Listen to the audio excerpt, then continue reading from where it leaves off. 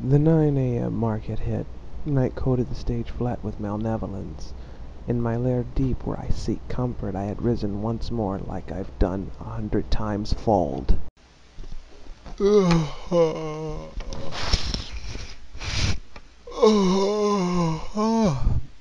Crap. Oh, God.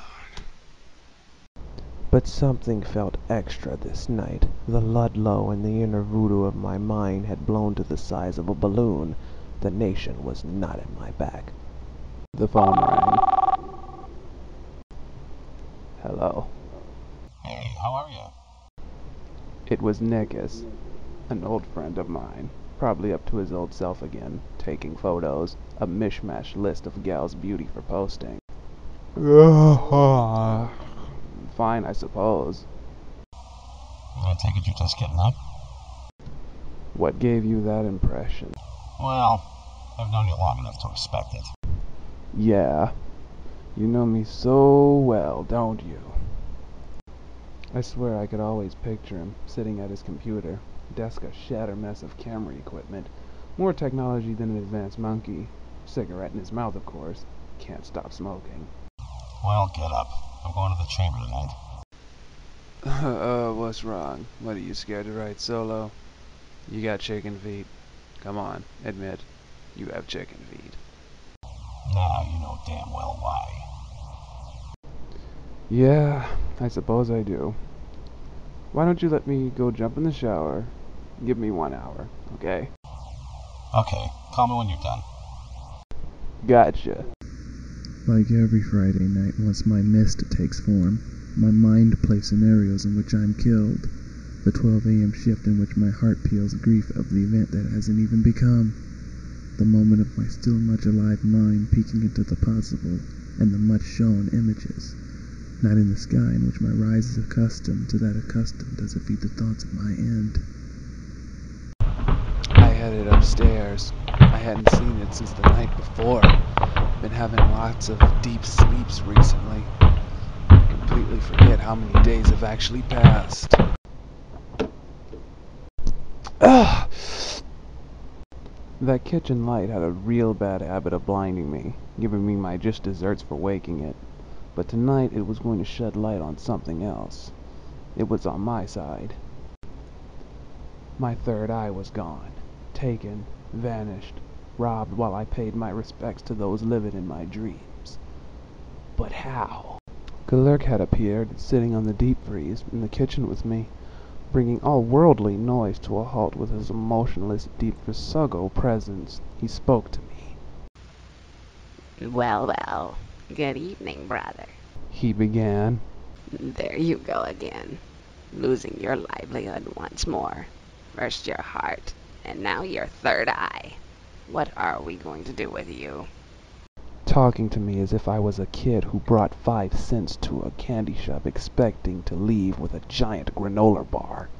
He teased.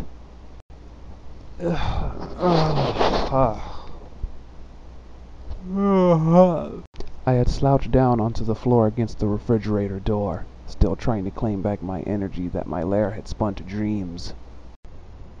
Your usual ritual of leaving tonight. Yeah. Why? And what are you going to do about your eye, brother? I froze. My mind had returned to cinder, back to the moment in which I awoke. I could feel Galurk setting up the mental labyrinth, each question leading to a snake pit answer. The invisible and sheer fucking evil cage Galurk puts around you when you're engaged with him. This night is evil, Kirrsu. Surely you felt it as you rose. He spoke as he sucked away at my mind flow. Can you not feel it? Can you not hear it? Listen. It's the sound of the world, the dark army of dead loathing the ignorant masses walking the surface. The dumb. These figures of imagination, they hunger, brother.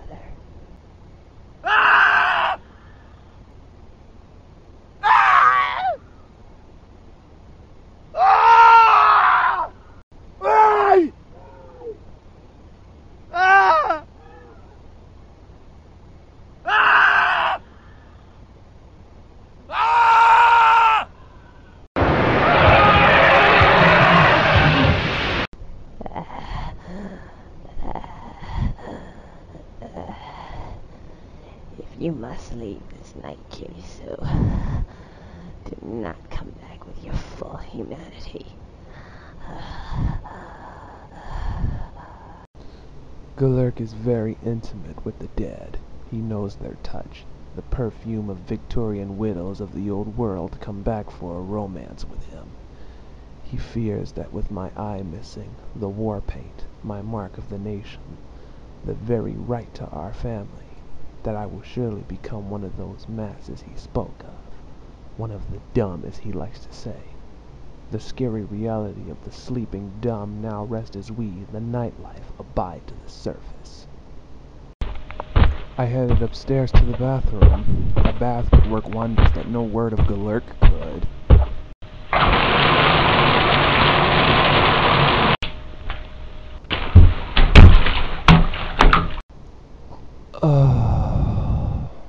The water rushed my body bold, trying to bring about a distant calm to my muscles. All the routed thoughts that I had awakened with have found their way to the battlefield. My mind became detached once more.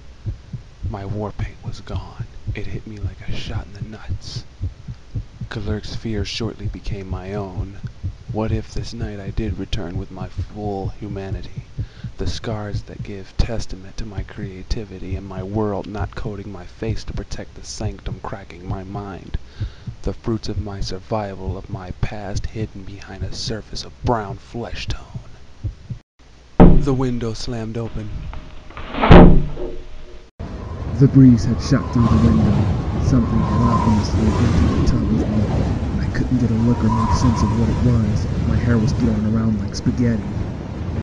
It was my paint, letting out mocking enchantments I couldn't make sense of. Could it possibly be that this is a dream, that this is happening to me?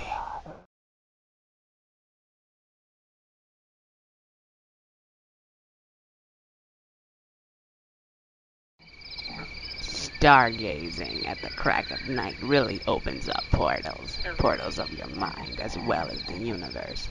The all-seeing become blind to the tribulations of our heaven, hell, and earth, rotating on an axis of endless stupidity. Brother stepped out, an untold story yet to be peeked to my ears and such. Staggered to get outside down those stairs. Kirrsu had regained his paint. Much to my surprise, he attained it back so quickly, appearing 30 times more famished looking than he did when he first rose, panting, as air began to reunite with the innards that had been sucked dry of his experience upstairs. I was bleeding to know. Well, it seems you're finally immune again, brother. Welcome back.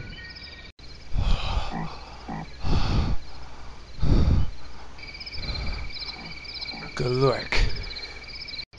He called out to me as I could feel the mist fill his body with night. Galurk.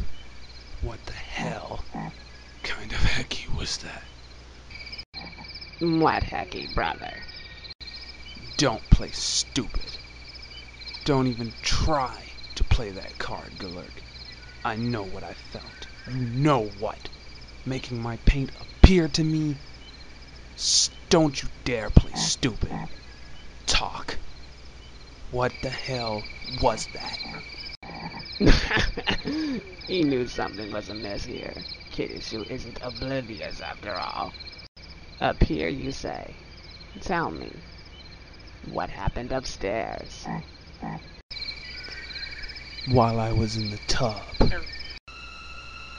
staring at me like it's me who is the mirror image and it the being, it rushed my face.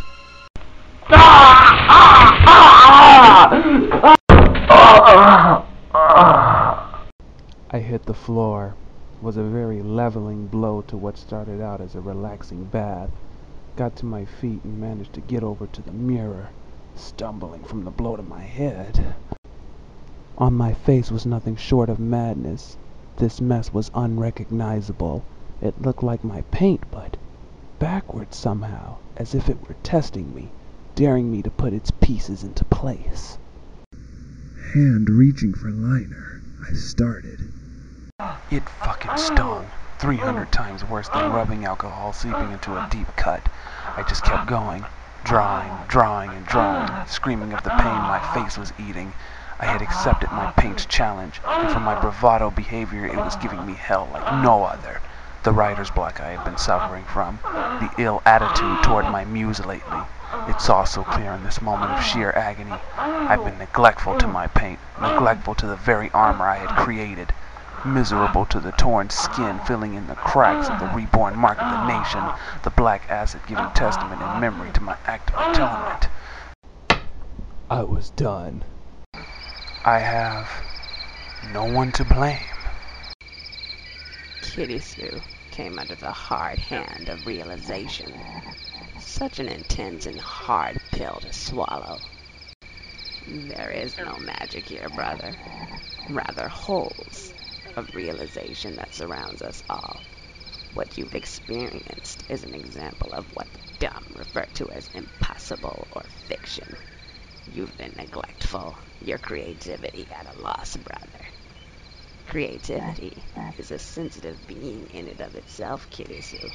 If you are born with this, one must attend to it. Otherwise, it has ways of letting you know it's unappreciated. Your paint, for one, symbolizes your creativity, as well as your birthright and status. It is your armor that shields you from becoming one of the dumb. Did you honestly believe you would be able to walk out of here tonight without it? When I said this night is evil, I meant all nights are evil, as long as humanity rests. And being a child of the night, you absorb her lesson, and thus walk as evil. Your paint is your evil, brother. Remember. Mr. D'Amico pulled up in front of the dwelling, as he's done several times for Kirrsu. Well, lesson learned. Go on, be off, brother. Enjoy yourself. Kirrsu simply stared at me. Thank you, brother, his eyes told me as he walked up the pavement toward the car, making his way to more creatures of the night, representing the more lifelike side of the nation. Hey. Well, you certainly look more alluring than you usually do. Yeah, it's good to have it back.